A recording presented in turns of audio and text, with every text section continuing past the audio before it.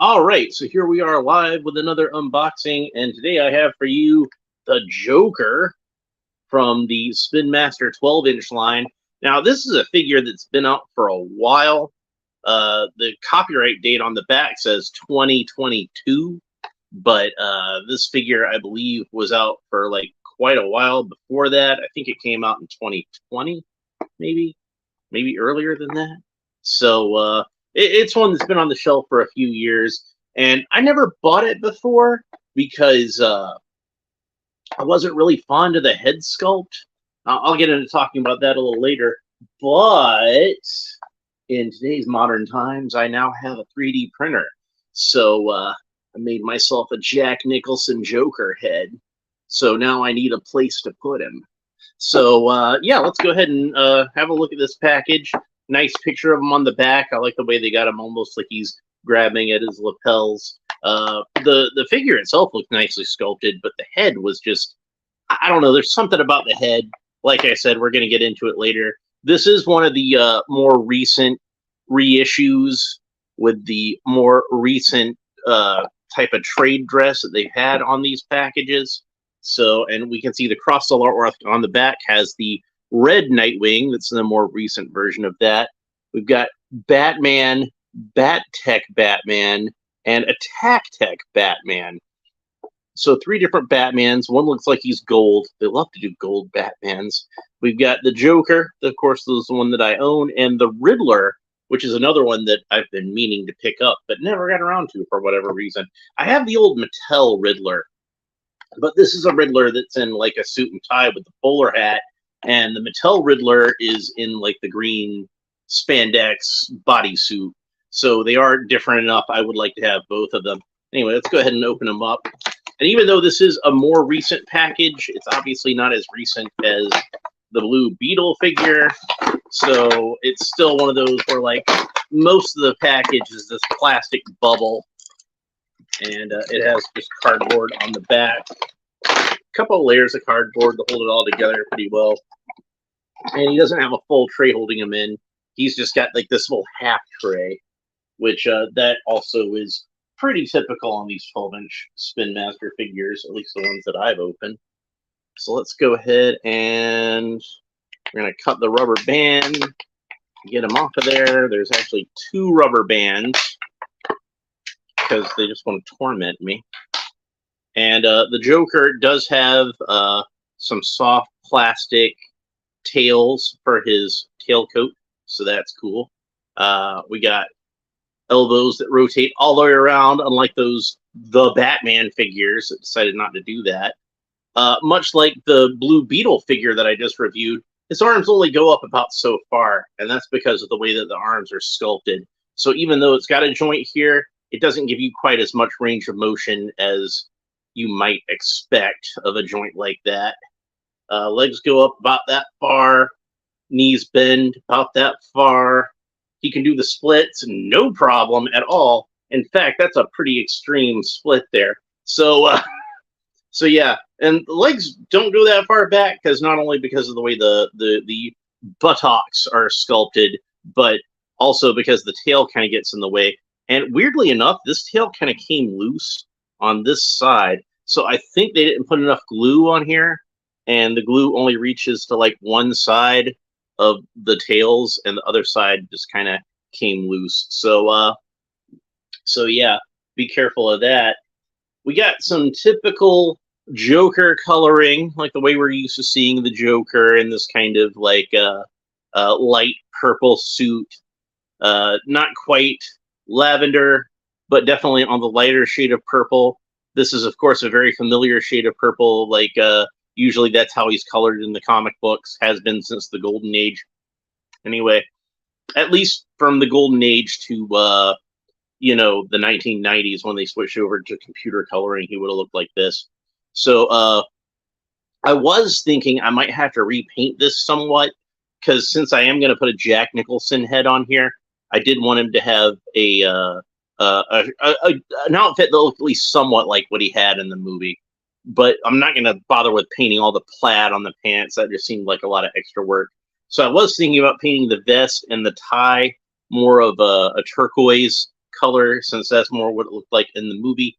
But it actually looks kind of a little more on the turquoise side than I was expecting, so I might just leave it that way.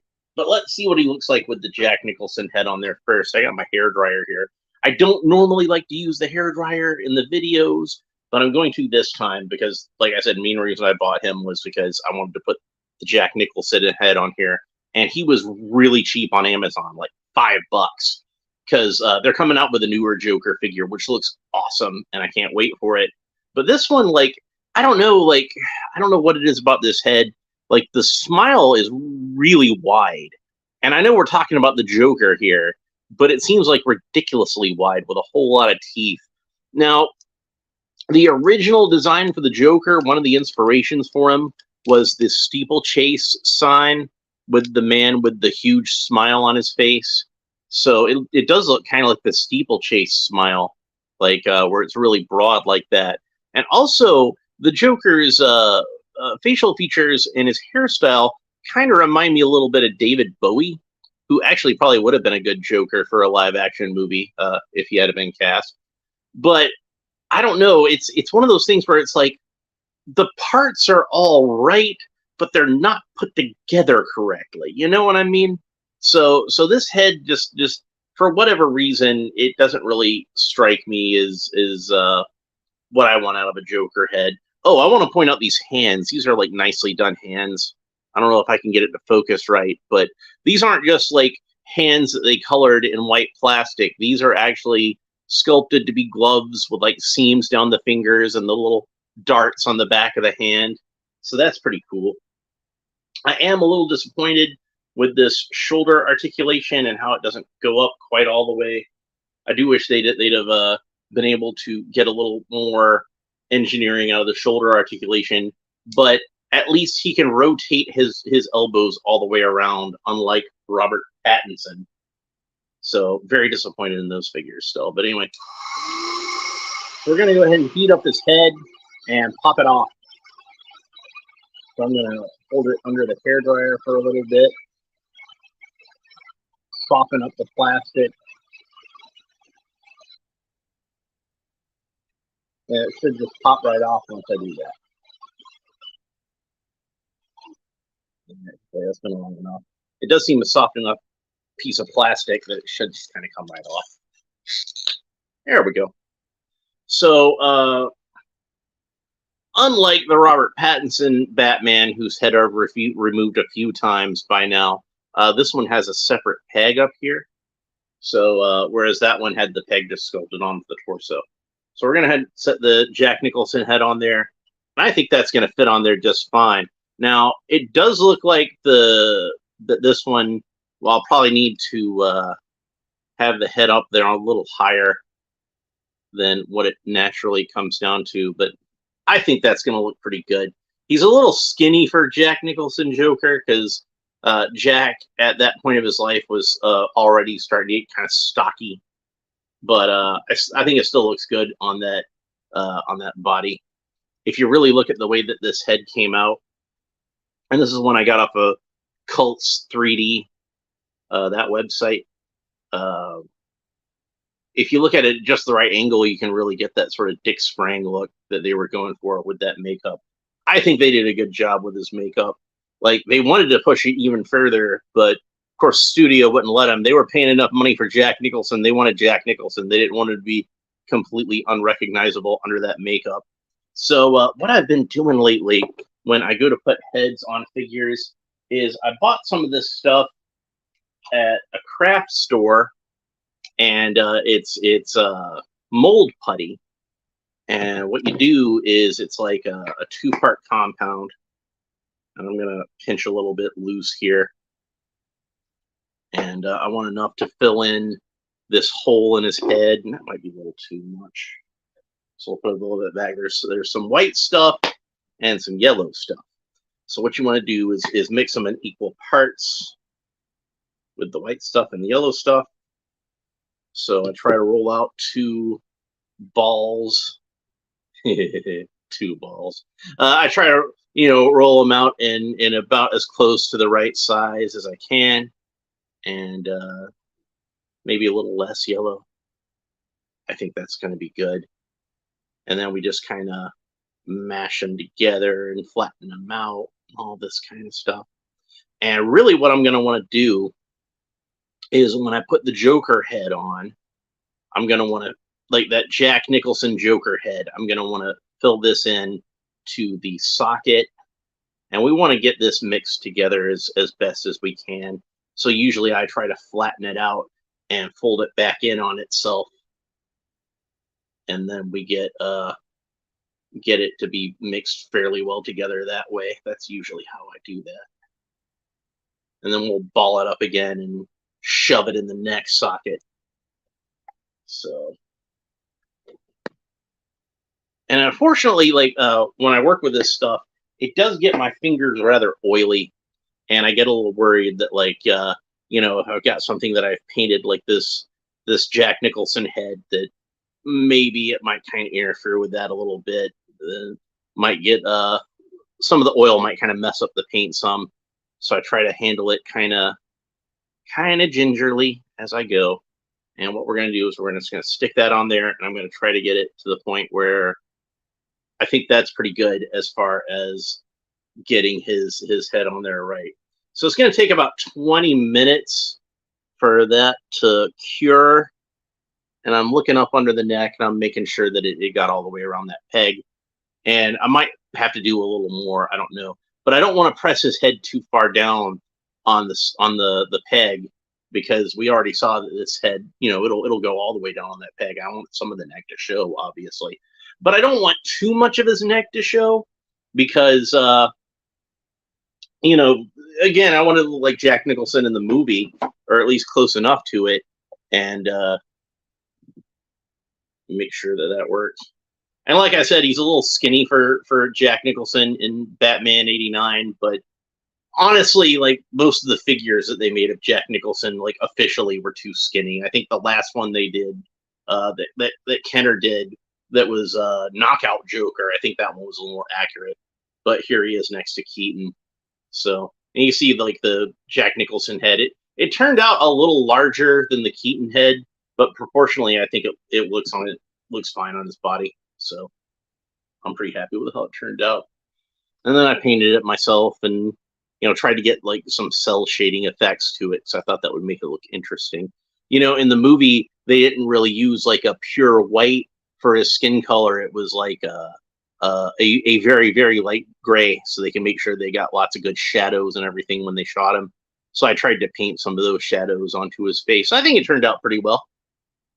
So I'm pretty happy with how it turned out. I even tried to get some detailing into the teeth and have like, some I definitely want him to have yellow teeth, because his teeth just looked really yellow in that movie. I don't know if they stained him or if that was like the color that Jack Nicholson's teeth actually were. But next to that white makeup, I thought they just look really yellow. And that was one of the things I always remember about the Joker in there. So I definitely wanted him to have that sort of look to him. But yeah, and then I had another Joker head that I'm working on, which this is going to be Willem Dafoe. This is a Norman Osborn head that I just printed out in white. I haven't painted it yet. So, but I'll probably try to get another one of these bodies for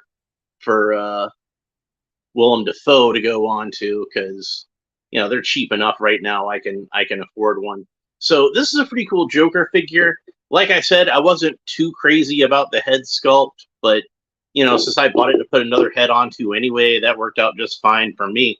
For $5, it's not a bad Joker figure, but if you really want a good Joker figure, I'd wait until they put out the next 12-inch one. And I think they might actually have it out on Amazon already, but it's in a 2-pack with Batman. So, but I'm sure they'll put him out on a single card at some point. But definitely, I would recommend this Joker figure if you just want a Joker figure to pick up for cheap. But if you want a really cool one, I'd go ahead and wait on that newer one. So that's pretty much it for this episode. If you enjoyed it, please like and subscribe, and all the fun YouTube stuff down below. Let me know what you think about this figure and what you think about the Joker in general, or even Jack Nicholson as the Joker, since that's what I made this into. I know like a lot of people don't like him so much because they don't feel like he's comic book accurate enough. But I thought he worked pretty well for the movie. And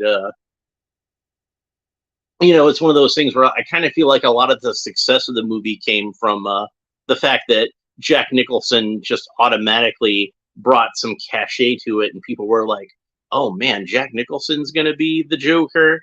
This is gonna be epic." That kind of thing. But so even though like honestly, Willem Dafoe was the guy that I wanted to play the Joker back in 1988 when I first heard that they were making this movie. Maybe it was even 87. It might have even been that early. But yeah, I was like, dude, they gotta get that guy from Streets of Fire or whatever that movie was. He had this. He was playing like a biker dude, and he had this kind of pompadour haircut. Not exactly what the Joker had in the comics, but it still was close enough that it made me think, dude, that guy would make an awesome Joker. But I'm not going to complain about Jack Nicholson because, like I said, I think he got some butts in the seats and gave that movie kind of the the credibility that it really needed to be a big hit. So anyway, and he does look good with the Keaton figure, doesn't he? Like those two, you know, they work really well together. You killed my parents, you idiot! You made me, remember? You dropped me into that vat of chemicals. That wasn't easy to get over. And don't think that I didn't try. I know what you did. And he punches him in the face. Pow! I'm not going to hit him too hard, though, because I don't want the head to come off. I'm still waiting on that to cure. So, anyway, that's pretty much it for this episode. We will talk to you next time. Bye.